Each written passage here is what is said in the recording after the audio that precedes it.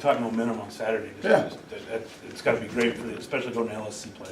Well, it's a great way to start. Get a win and win on the road against a really good team and a good program like that. So, it's a good feather in your cap, but it creates that little bit of confidence like we talked about. And I think that's where our team is right now.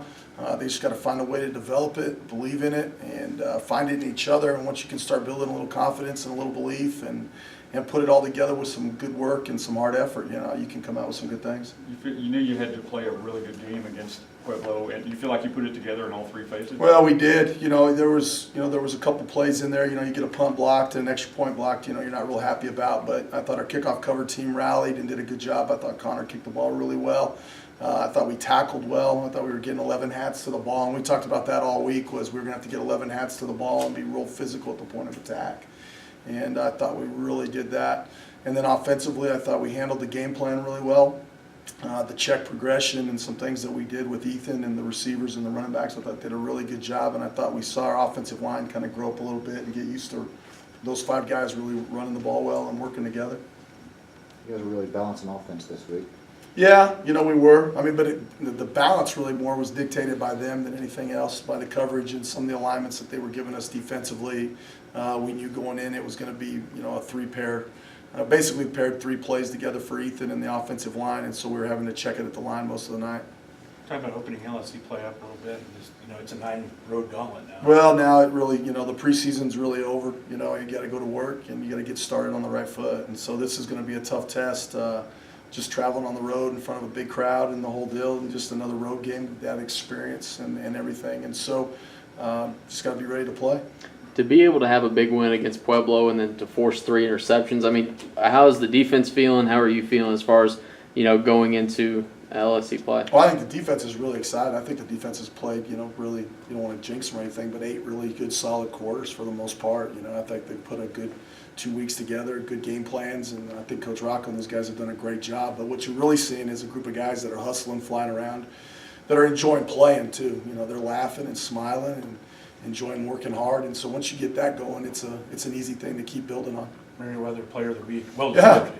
Yeah, well deserved. That guy probably, if we put together a better game last week, he could have been probably back to back. The guy's played lights out in all 3 phases. He's done a great job on special teams and coverage and tackling and run fits and everything that he's got to do. And so,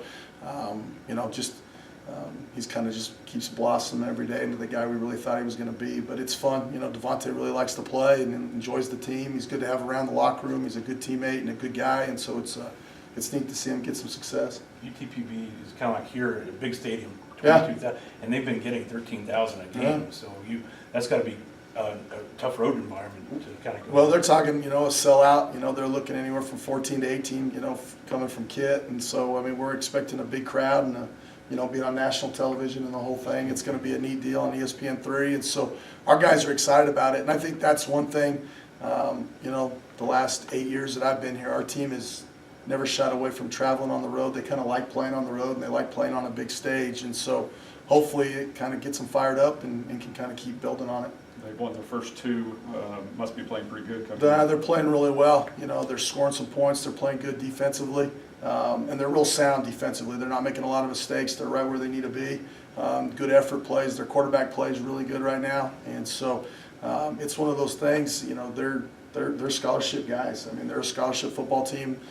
Even though they're young or any of that stuff, they're still there. They got recruited there, and they want to win, and they want to be successful, and so they're going to be really excited to play. Bushel, did you see the Bushel Kent High School much? A little bit, yeah, we did. Talk about what he does pretty well. Well, no, he's solid. He's not making any mistakes. He's taking care of the turnover battle. He's throwing the ball where he needs to be, and it seems like he's putting them in the right play calls too.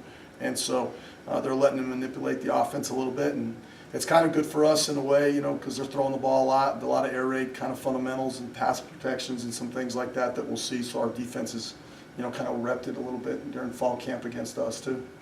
Offense played a lot better in Pueblo. How much of that do you attribute to you having a second game under your belt calling plays? No, it's them. They just kind of gravitated more. They were able to kind of relax and breathe. I think that was the big thing. The first week we had 8 out of the 11 had never played together. And then out of every receiver except one, none of them had game time experience, with us. PJ was the only one that had played any experience at all in our offense.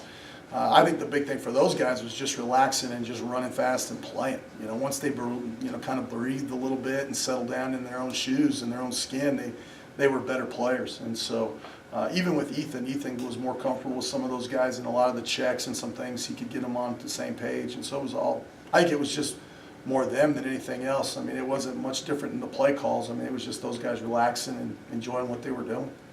Defensively, you gave up some yards on the ground, but I think when the field shrunk, it kind of got harder for them. Is bending, not breaking, kind of the approach of this Well, I defense? think that's the hardest thing nowadays for a D coordinator is you can't worry about the total yardage. I say that all the time. You got to worry about points. How many touchdowns you're giving up, what's your red zone and goal line efficiency, what's your pass efficiency. They can go 20-20, but once they break that the other 20 side and they're in that 18, 19-yard area, what are they doing in there? Are they kicking field goals or are they scoring touchdowns? We held them to, I think, 3 missed field goals, and a couple turnovers inside the red zone. That's what you want, And so once the field shrinks, it gets a little tougher offensively. The vertical ball's not in play, and it just becomes more of a run game situation. And so, the stats is just for a D coordinator that's, trying to have an ego type situation. It's the point total that you got to worry about. That's the most important thing. When you get a contribution from all phases of the game, did it feel like it started to get contagious at some point? When you block a punt, when you take the ball, do you feel? Yeah, no, it really is. But we talked about that all week. It can't be the 12 coaches that have confidence in the players. The players got to have confidence in each other. And once those guys all, as a collective group of about 120 guys, start really believing in everybody in that locker room, well, then that's where your success comes from. It can't be me having confidence in the player.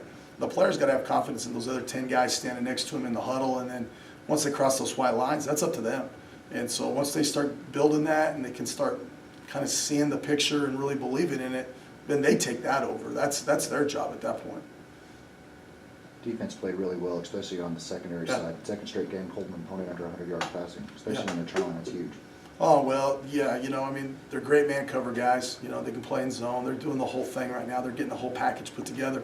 But that's a group, though, that they like each other. They're around each other all the time. And so there's a good belief system there. And so they know the other guy on the other side of the ball is going to make a play for them so they can kind of sell out and just go get it.